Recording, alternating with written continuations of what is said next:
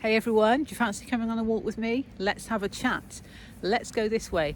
Let's see how we're all feeling about 2025 coming to an end. I know for me, it's going to feel like a sigh of relief. With gratitude, and I'll come on to this in a moment, but 2025, I don't know about you, has been full of challenges, testing times, and life lessons. And there is a reason for this. Because we're leaving a 9-year, okay? 2025 is a 9-year. And that's all about releasing. And it's all about shedding those layers. We've also been in the year of the snake, shedding the skin of the snake. So in some respects, there's been moments of stagnancy where we've had to reflect on those cycles that are not working for us, those situations, those connections, those habits, those thoughts, self-limiting beliefs, and so on. We've had to take stock of it. And not only from a year of the snake perspective, 2025 9-year perspective, but also because of what Saturn's been doing in Pisces. I've been talking about that a lot.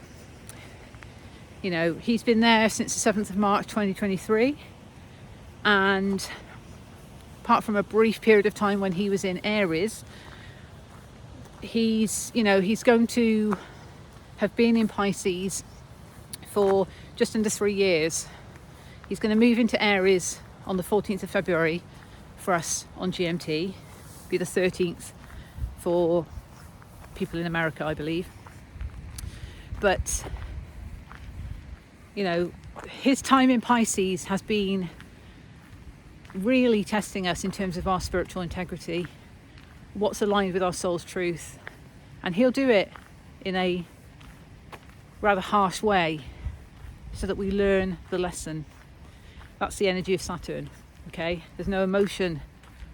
He wants us to get things done. It's all about being a high achiever. And of course we should strive to be that in our life. And this is what is pushing us towards from 2025 into 2026, because we're moving from a 9-year into a 1-year. 2026 reduces to a 1. It's a 10, which then reduces to a 1. And that's all about the self. So we've got to put ourselves first. And 2025 might have shown us where we haven't been doing that. And therefore, those are the cycles that need to be released. So it's all for a purpose. And I've been saying a lot on this channel, the theme of the year has been endings and beginnings, because of what's shown up in the astrology. There's been major planets moving over the cusp points between signs and then retrograding back over those cusp points to cover old ground, to bring up those patterns that we need to see and understand. And Neptune and Saturn have been working as a pretty forceful task team, because Neptune's been lifting the veil, well and truly awakening people to the truth of certain aspects that only Neptune can do in Neptune style, and really encouraging us to trust our intuition, to connect deeper into our intuition. And that might have been hard to do as well. But along with Saturn, major life lessons in relation to spiritual integrity, the soul's truth, and our authenticity in that respect. So 2025, the year of the snake, is going to be moving into 2026, and mid-February we're going to move into the year of the fire horse. Okay, so it's not going to happen as soon as we enter 2026. It's going to be the 17th of February, the Chinese Lunar New Year. So we enter 2026 with emphasis on the self, with it being a 1-year, and we've got a period of time to still shed those layers, because we are still going to be experiencing the year of the snake until we move into the year of the fire horse. So one of my messages to you is, if you're feeling under any kind of pressure because you still haven't closed out certain cycles and we're getting to the end of this calendar year, the message is to breathe, because there's still a period of time before we enter the year of the fire horse. And I suppose nothing is gained apart from stress when we put pressure on ourselves. And that's another lesson that many of us may have learned this year. There's also a big lesson about valuing ourselves. And that coincides with closing out cycles that are not serving us, because perhaps we've realised, and where the veil has been lifted, that we haven't valued ourselves enough. And now it's time, as we move into the 1 year of the self, not in an egotistical way or a selfish way from a negative perspective, but we're more aware of who we are, what we want, what we deserve, what we're worthy of, what we want to create, what we want to achieve, so that we can then maximize the potential of the fire horse energy with that momentum to propel us forward.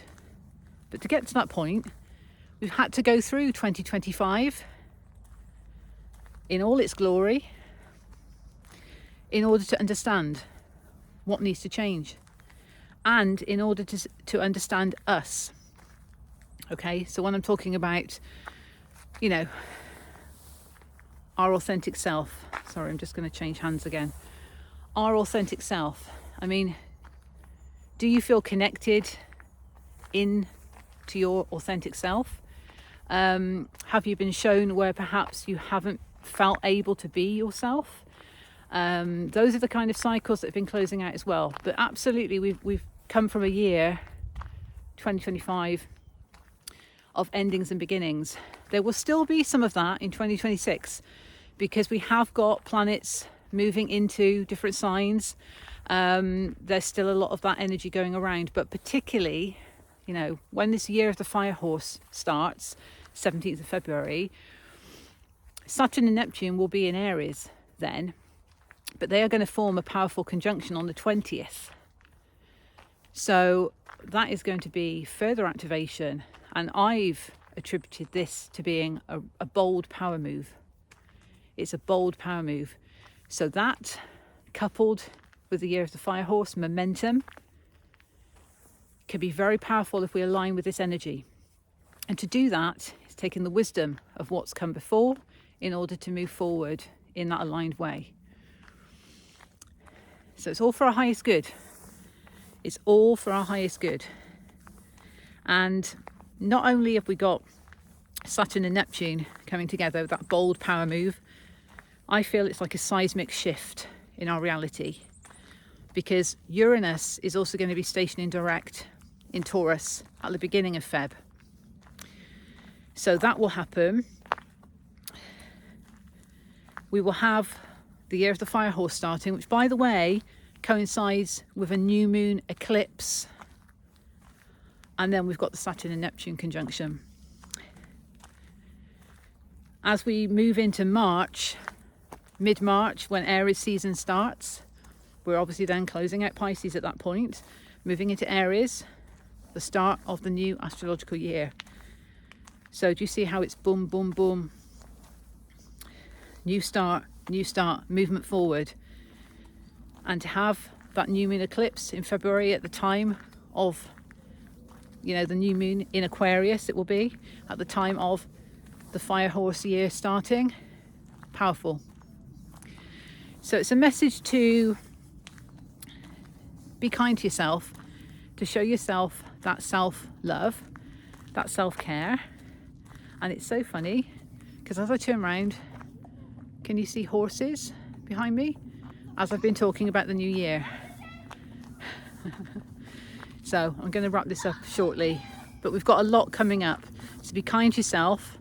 That is the self-care and self-love we need to be showing ourselves. But most importantly, being our authentic self as we move into this 1 year, as we allow ourselves to align with the energy of that momentum moving forward. embracing our authenticity is one of the biggest self-care gifts we can give ourselves. So I hope this message finds you well. See you soon.